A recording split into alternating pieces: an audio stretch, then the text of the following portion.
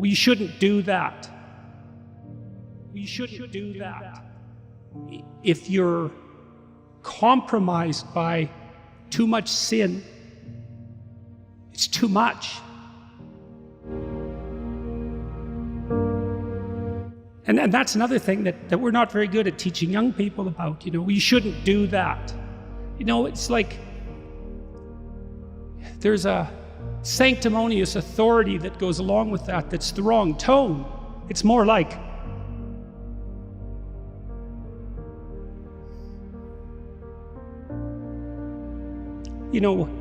I don't know how you lay it out properly, but you tell people that you love how to avoid the road to hell. And you don't do that because you're shaking your finger at them or because you're a moral authority. You do it because you don't want them to burn.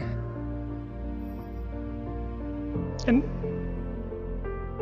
I think there's too much of the moral authority still in the church and not enough of the love that helps people avoid the fire.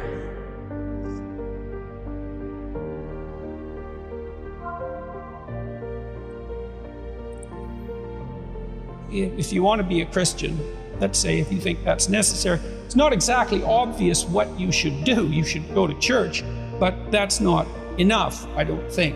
I find it useful to contemplate the highest good on a continual basis. I'm trying to keep myself oriented in that direction. It's a religious orientation, fundamentally. It's an overwhelming orientation.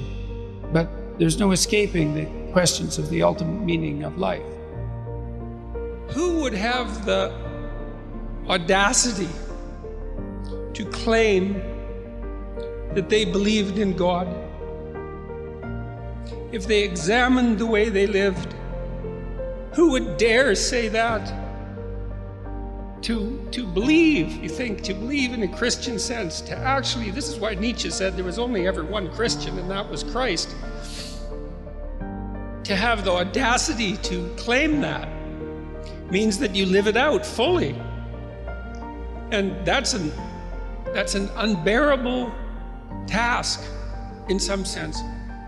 To be able to accept the structure of existence, the suffering that goes along with it, and the disappointment and the betrayal, and to nonetheless act properly, right? To aim at the good with all your heart, right?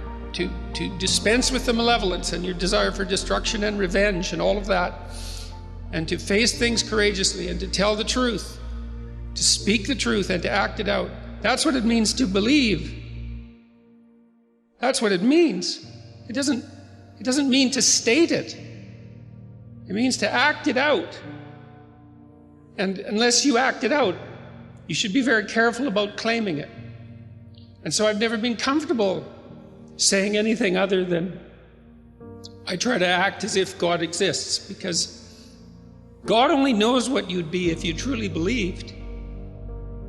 I mean, if you think about it in some sense, that's the central idea in Christianity, is that if you were capable of believing, it would be a transfiguring event, a truly transfiguring event. And I know people experience that to one degree or another, but we have no idea what the limit of that is. And we have no idea what the possibility is within each person if they lived a life that was maximally courageous and maximally truthful.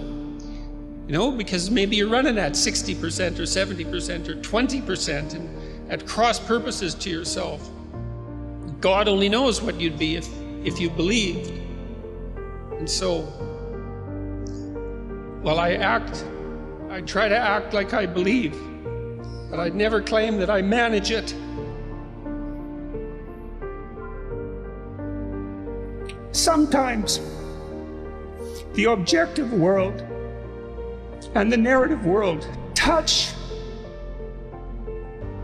That's Jungian synchronicity. And I've seen that many times in my own life. And so in some sense, I believe it's undeniable.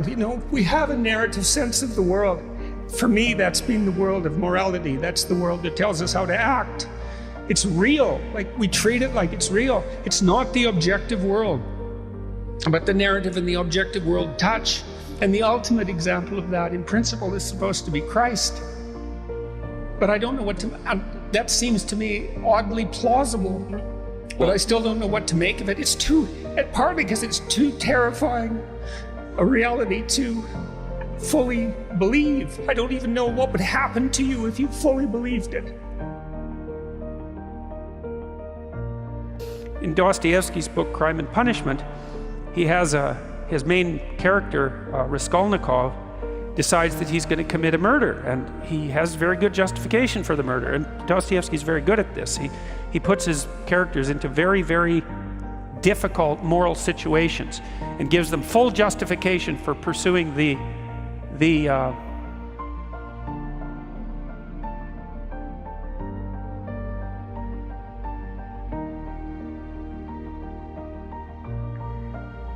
pursuing the pathway that they're pursuing. And so Raskolnikov, he's broke and starving. He wants to go to law school. His sister's about to prostitute herself, roughly speaking, by marrying a guy that hates her, that she hates, and he has contempt for her, at least acts in that manner.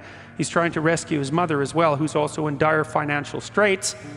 He goes to a pawnbroker to pawn his meager possession so that he can continue to scrape by. And she has this niece, I believe it's her niece, that's not very bright, who she basically treats as a slave and is horrible to. And so the pawnbroker has this money. Raskolnikov is in dire need.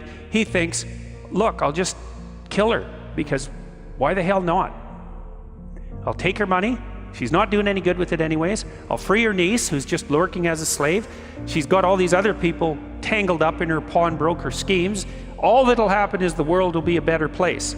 And the only thing that's holding me back is conventional moral cowardice.